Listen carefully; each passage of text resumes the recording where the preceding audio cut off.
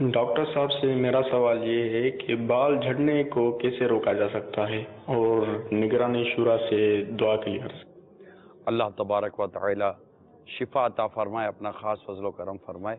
जी doctor साहब। बाल झड़ना फिर वहीं आती है कि वजूहात क्या है बाल झड़ने की। आया इनके सर पे डैंड्रफ वगैरह है या खुश्की वगैरह है या खुदा न खास्ता कोई फंगल इन्फेक्शन तो नहीं हो रहा। ये दो तो चीज़ें ये होती है मेन बीमारी। तीसरी जो चीज़ होती है, एक तो ये होता है कि केयर नहीं करना, बालों की हिफाजत नहीं करना। जिस तरह हम हर चीज़ की हिफाजत करते हैं इस तरह बालों की भी हिफाजत करते हैं। बालों में उमूमी तौर पे आजकल का जो ट्रेंड चला हुआ है वो ये है कि तेल वगैरह नहीं लगाते, जबकि तेल लगाना बालों में सुन्नत भी है और साथ साथ जो है बालों की ग़िज़ाइयत भी है, बालों की ताकत का एक ज़रिया भी है। लुब्रिकेंट मिलता है स्किन के ऊपर, जो है आपकी जो है चिकनाहट रहती है, तो आपकी जो ग्रोथ है, मसल्स हैं, ग्रोथ के जो पोर्स होते हैं उन पे अच्छा असर पड़ता है और वो अच्छी ग्रिप बनती है, उनकी मजबूत आती है। जिस तरह हमारे जिस्म के तमाम हिस्सों के लिए कहीं ना कहीं एनर्जी की ज़रूरत पड़ती है जो हम ग़िज़ा के ज़रिए ले लेते हैं, तो मेरा अपना मानना ये है कि बालों के लिए ग़िज़ा तेल होता है।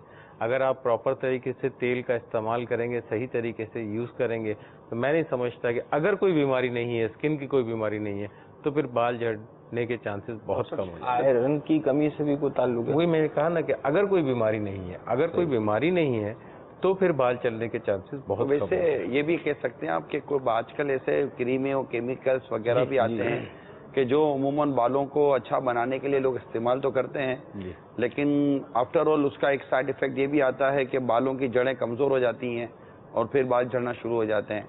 अच्छा, ये जो हेयर ड्राई, जैसे हमने इस मशहूर और मारूफ नाम है, तो ये हेयर ड्राई भी जो है ना, ये भी बालों की जड़ में जो है ना, ये बालों को कमजोर करता है बेसिकली। यानी मुझे इसका है, मैं दावत इस्लामी के मदनी माहौल में आने से पहले मेरा, आप समझ सकते हैं कि मैं रेगुलर हेयर ड्रायर का यूज़ करता था, तो उसको मतलब कितना वो खींच कर और बाल की जड़ में ये, क्योंकि ये सिर्फ ये हेयर ड्रायर था बालों को, गीले बालों को खुश्क करने के लिए, लेकिन इसको इस्तेमाल किया हेयर ड्रेसर लोगों ने बालों को सेट करने के लिए, शेप देने के हाँ, यानी कि वहाँ जिसको यूं ब्रश में लेकर इसको शेप देते हैं और वहाँ पर हेयर ड्राई करेंगे ना तो वो बाल वहाँ पर थोड़ी देर के लिए कुछ for the time being cream का भी इस्तेमाल ठीक करते हैं। फिर इसके ऊपर क्रीम लगाते हैं, इसके ऊपर जेल लगाते हैं ताकि ये बाल एक जगह पर इनका स्टाइल बना रहे।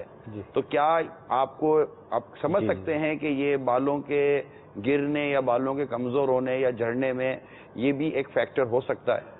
ये भी एक फैक्टर मौजूद है, बिल्कुल है। हमने क्लिनिक सिलसिला जो किया था उसमें 80% कॉज इसका यही निकला था। फिर इसके साथ केमिकल्स का इस्तेमाल, जो रंग चेंज, बालों का कलर चेंज करने के लिए जो यूज होता है। ये तो सुना है कि तो कई पहले ब्राउन करते थे लोग बाल, अब तो पता नहीं कितने बाल कलर करते हैं, तो ये कलर में भी हर कलर हो रहा है, नीला पीला भी हो जाता है। अच्छा, एनी केमिकल जो सर पे बालों के ऊपर इस्तेमाल हो रहा है वो डैमेज करता है बालों के फॉलिकल को, यानी जहाँ से बाल की ग्रोथ होती है।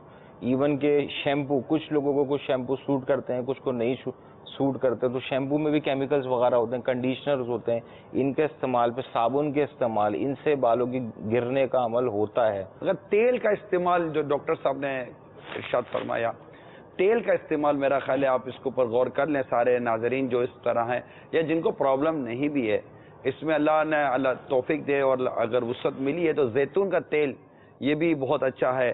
अच्छा, तेल के इस्तेमाल में एक मसला ये बताते हैं लोग कि तेल बदबू वाला हुआ, बाज़ तेलों में ठीक ठाक बू होती है, बड़ी कराहत वाली बू होती है। अब ये बदबू वाला तेल अगर आपने सर में लगाया और बदबू आ रही है तो अब बदबू के साथ मस्जिद के दाखिले की भी इजाज़त नहीं मिलेगी।